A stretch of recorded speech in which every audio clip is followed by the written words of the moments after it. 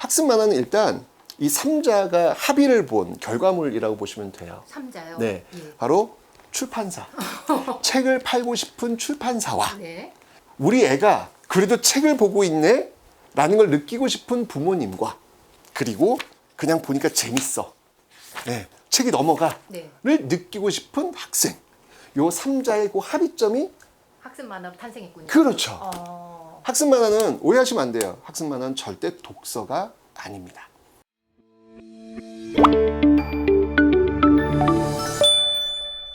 안녕하세요. 엄마들의 교육 고민을 대신 물어봐주는 교육대 기자TV의 저는 조선에듀 방종희 편집장입니다. 대학을 잘 가려면 수학을 잘해야 되고 취업을 잘하려면 영어를 잘해야 되고 이 둘을 다 잘하려면 한국사를 잘해야 된다는 말이 있습니다. 그래서 오늘은 한국사 공부법에 대해서 알아보도록 하겠습니다. 안녕하세요, 선생님. 네, 어쩜 이렇게 말씀을 잘하십니까? 감사합니다. 먼저 교육대 기자TV의 자기소개 좀 부탁드리겠습니다. 네, 안녕하세요. 네, 한국사 길잡이 큰별쌤 최태성입니다. 만나서 반갑습니다.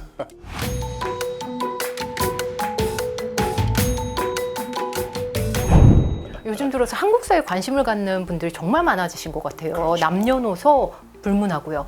체감을 하시는지요? 놀라운 통계가 하나 있어요. 네. 그 작년에 우리나라에서 가장 큰 시험하면 수능이 있잖아요. 수능이죠.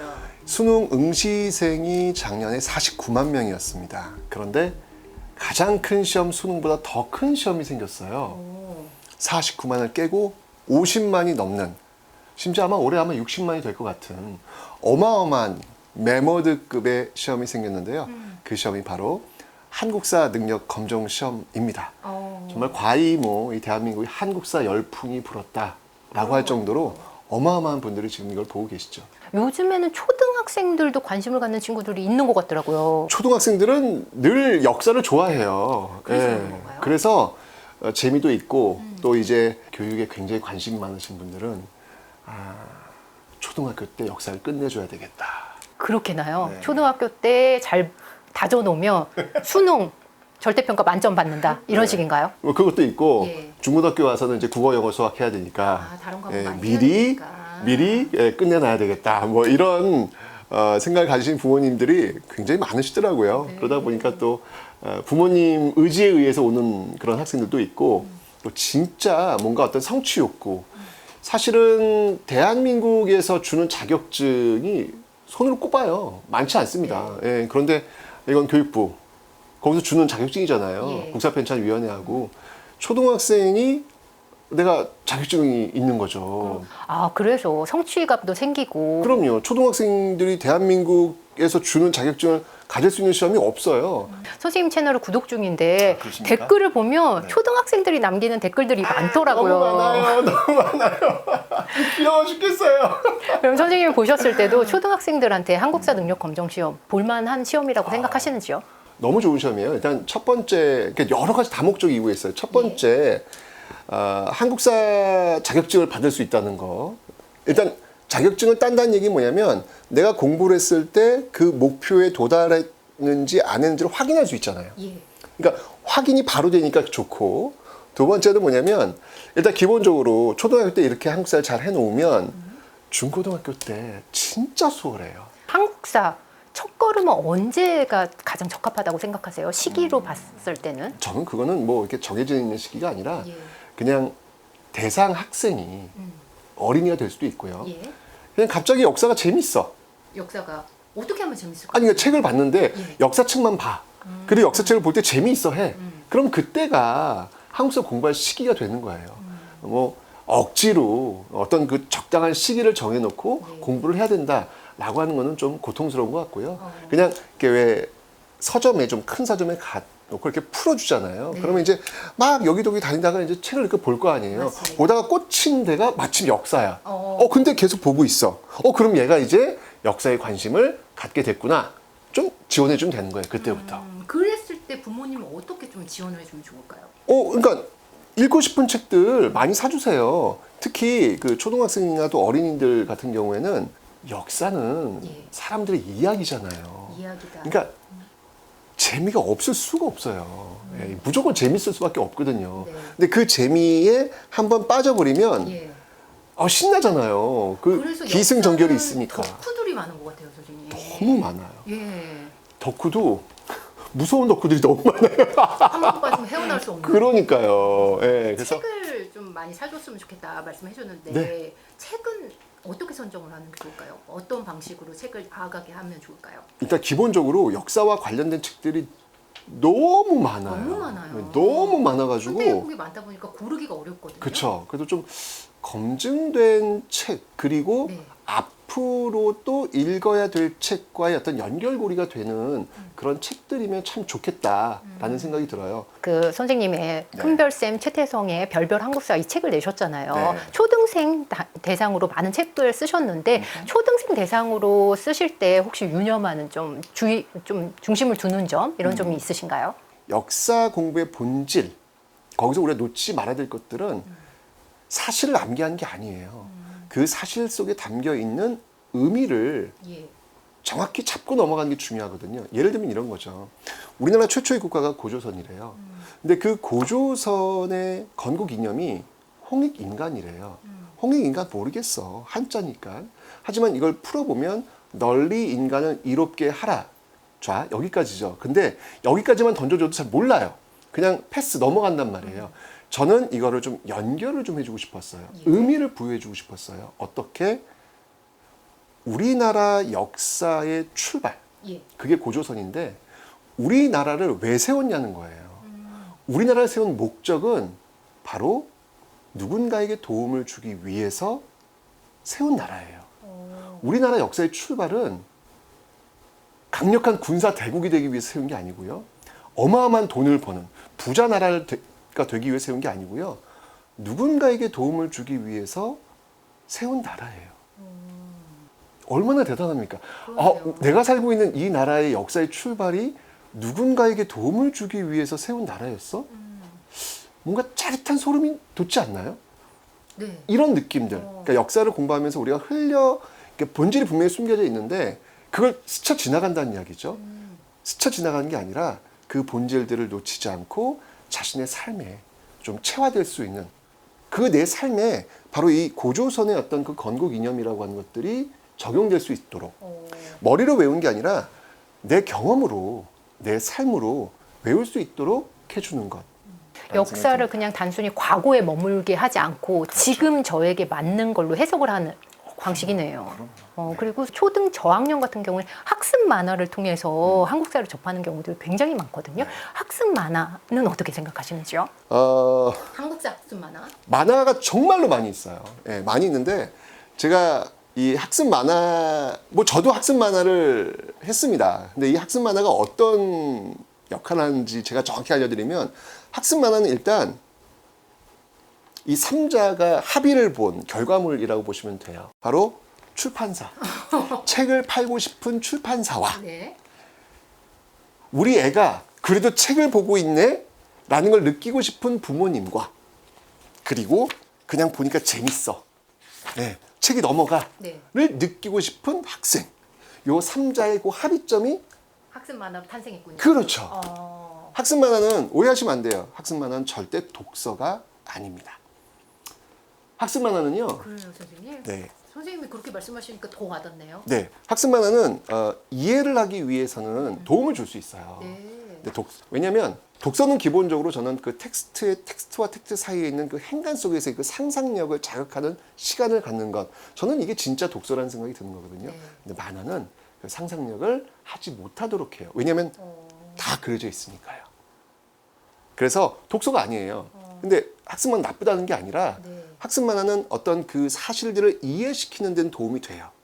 그렇지만 독서의 세계 속으로 인도하는 데 있어서는 큰 도움은 되지 않는다라고 저는 생각을 합니다. 이거 만화업자 다 나오겠네. 큰일 났네. 네, 이해하는 데는 네, 도움이 된다. 네, 저도 학습 만화 냈다. 요거 일단은 말씀을 관심도를 드리겠습니다. 높이는 차원에서만 활용하는 그렇죠. 방식으로. 그래서 너무 예, 예. 학습 만화에 올인하는 것은 독서 생활에 있어서는 좀 저해될 수 있다. 좀 적당함이 좀 필요하다라고 라는 이야기를 좀 드리고 싶습니다. 부모님들 관심 많으시거든요. 그 부분에 대해. 당연하죠. 애들이 뭔가 이게 책을 보는 느낌이 드니까 우리 애가 책을 읽나 봐. 제가 얘기했잖아요. 3자의 합의에 의한 결과물이라니까요. 관심도에서 이후에는 텍스트로 된 책을 좀 읽어야 되겠네요. 없어져. 부모님이 사실 원래는 한국 사회에 대해서 관심을 좀 북돋우기 위해 가장 많이 활용했던 방식이 역사적 장소에 같이 가는 체험 활동이었는데 코로나 때문에 그 부분이 많이 지금 약화가 된 것 같아요. 그래서 고민이 좀 많거든요. 이런 부모님들을 위해서는 좀 조언을 덧붙여 주신다면요. 네, 어쨌든 위드 코로나 간다고 하니까 그리고 또 가야 된다고 저는 생각을 하거든요. 이제 야외 활동 같은 것들을 이제 많이 하실 텐데 제발 제가 말씀을 드릴 텐데 욕심 좀 내지 마세요. 하루에 10코스를 아니 그리고 내가 이제 박물관이나 이제 이런 데 네. 촬영들 많이 가면 우리 아이들이 그 전시실 있잖아요. 전시실 그 유리창에 그냥 들러붙어 가지고 뭘 막 적어요. 익숙합니다, 선생님. 뭘 막 이렇게 적어요. 그 적는 모습을 바라보는 부모님은 뒤에서 너무 뿌듯해한단 말이죠. 저는 그냥 그런 어떤 역사의 공간이 그냥 놀이의 공간이었으면 좋겠어요. 그냥 가서 그냥 여기가 역사적인 어떤 공간이라는 걸 이야기할 필요도 없다. 그냥 근데 그런 공간에 가면 좋아요. 예. 되게 잘 정비를 해놨거든요. 그러니까 놀기가 좋아요. 그냥 그런 공간 속에서 자연스럽게 지나가다 보니까 뭐가 있네. 그 정도만 익혀도 저는 충분하다. 자주 가주라. 예. 자주 가는 게 중요하지. 그곳에서 많은 것을 배우는 것보다는 저는 자주 가서 부모님들과 갖는 그 시간. 예. 저는 오히려 그 시간들 속에서 무언가 그 장소가 기억될 것이고 나중에 학습이라고 하는 시간이 왔을 때 그 기억들이 기가 막히게 학습에 녹여 들어가면서 정말 그 삶 속에 아주 제가 얘기했잖아요. 역사는 몸으로 기억하는 것이 머리로 기억하는 게 아니거든요. 선생님 그럼 학습 로드맵을 좀 알려주시면 더 좋을 것 같은데요. 초등학교, 중학교, 고등학교 이 좀 시기별로 나눠서 한국사를 이렇게 접하면 좀 더 재밌게 학습을 할 수 있겠다. 네. 그러니까 초등학교 같은 경우에는요.